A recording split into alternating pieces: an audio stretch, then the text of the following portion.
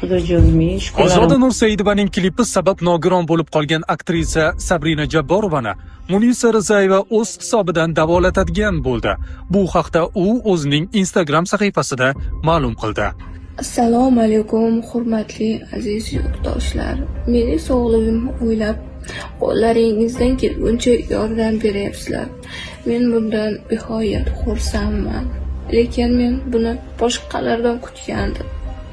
Lekin xalqim menga yordam berdi. Qo'lidan kelguncha rahmat, kattakon. Alloh sizlardan rozi bo'lsin. Allohim. Va Jasmin opa, ulardan ham so'rayman, katta rahmat. Menga yordam berayotganlari uchun.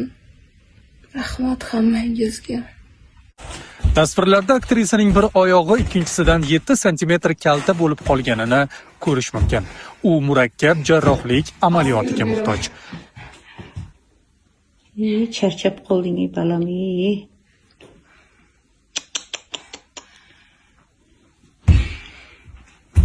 Ey o'layni. Xudojo'yimning shukrlarim bormadi.